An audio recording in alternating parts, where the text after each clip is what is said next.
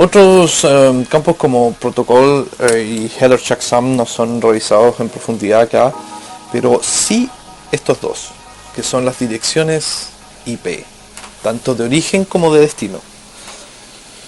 Si pueden apreciar bien, esto va desde el bit 0 hasta el 31. Entonces es correcto decir que cada una de las direcciones IP tiene una longitud de 32 bits. Cada dirección IPv4 tiene una longitud de 32 bits, que es, fíjense bien el número, 4.294.967.296 direcciones IP diferentes soporta el protocolo IPv4.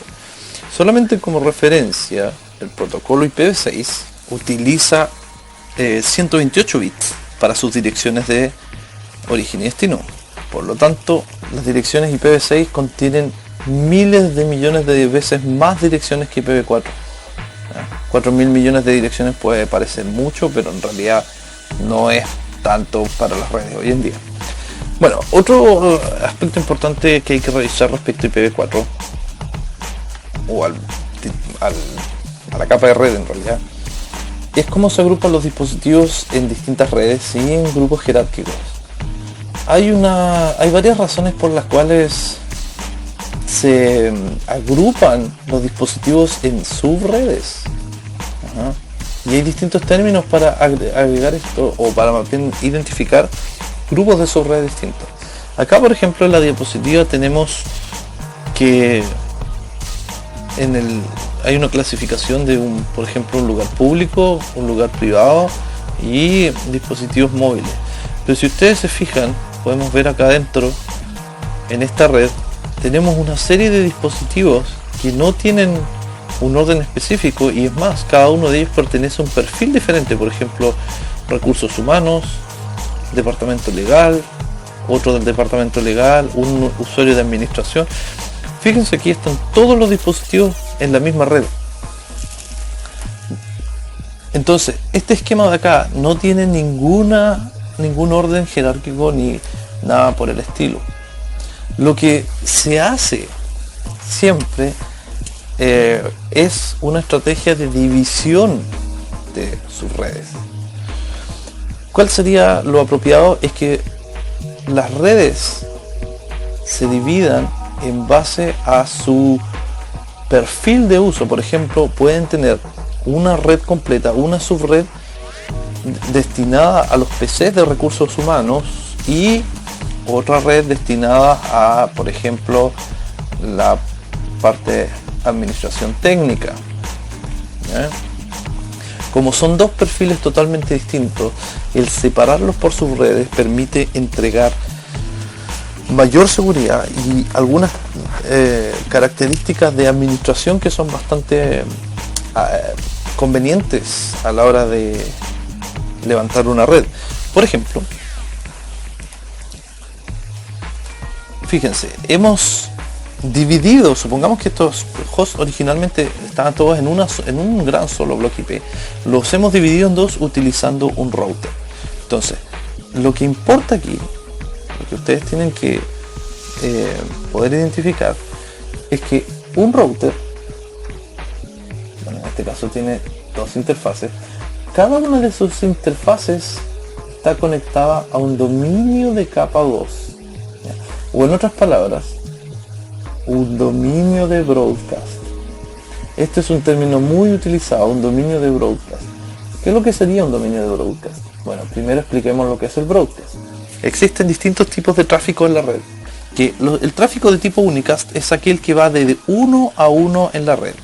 Por ejemplo, y ese tráfico solamente fluye entre los dos dispositivos y los demás no se enteran de esa comunicación. Ese es un mensaje de uno a uno, unicast. Luego tenemos uno a un grupo que se conoce como multicast. Y esto es cuando el host A quiere enviar un solo mensaje que vaya al host B y C simultáneamente, por ejemplo, pero no a D ni el router. Acordemos que el router también es parte de esta red. Y el broadcast es aquel mensaje que va de uno a todos. Y es cuando A necesita enviar un mensaje a todos los usuarios de la red simultáneamente y no tenga que repetir ese mensaje por cuántos hosts hay. Ya, esto es un broadcast. También se conoce como difusión amplia. Entonces, ¿qué va a ocurrir? La idea de separar esto en subredes es que ese mensaje de broadcast que acaba de enviar el host A va a llegar a todos los dispositivos que estén en el dominio de capa 2 hasta el router. Este router actúa como barrera de los tráficos de broadcast y no lo deja pasar hacia la otra interfaz. Es decir, el mensaje de A que sea destinado a todos los hosts de la red nunca va a llegar a los usuarios que están en el otro extremo. ¿Okay? Y eso permite que se ahorre ancho de banda, porque el tráfico puede ser innecesario, y además que se concentren las peticiones de broadcast dentro de un área. Bien. Entonces el router nunca va a dejar pasar el broadcast hacia otra interfaz, porque él es un dispositivo de capa 3, que es el que controla estos dominios de capa 2 finalmente. Otra razón por la cual se puede o se recomienda mucho dividir la red en áreas es por un tema de seguridad.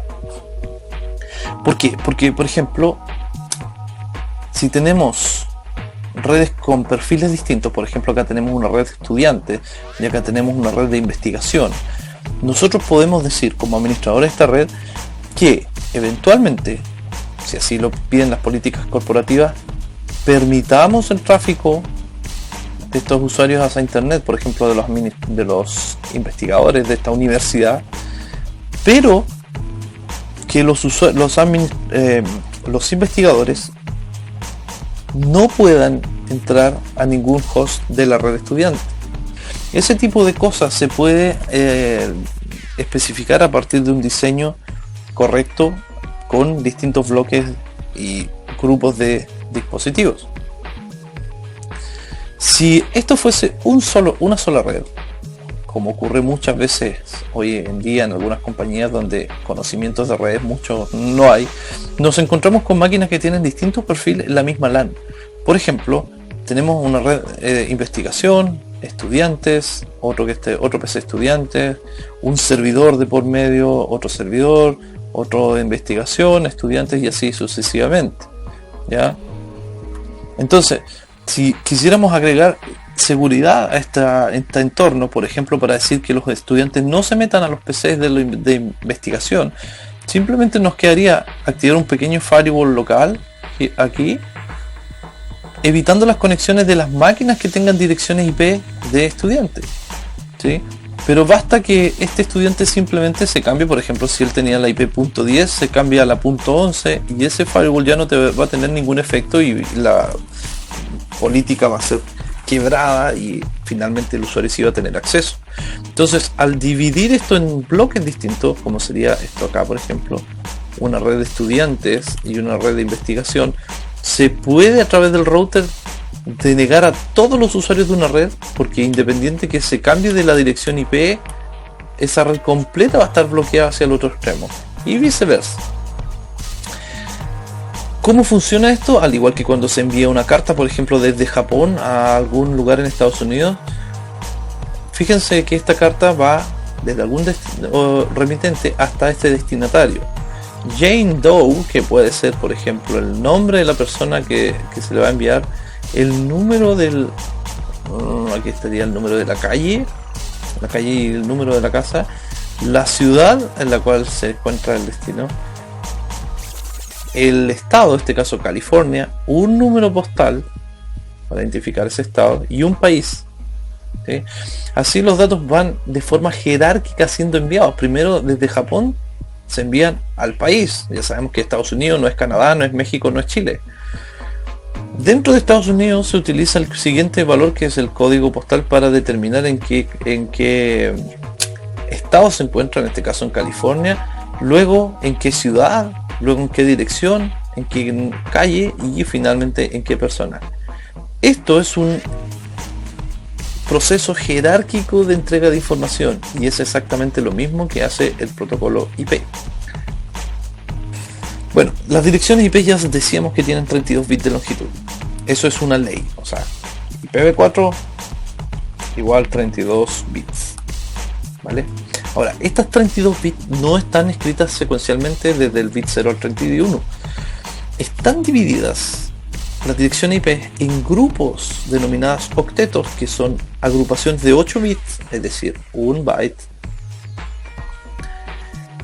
que se van separando por un punto, y por consecuencia tenemos que una dirección IP tiene siempre 4 octetos separados por punto en formato decimal.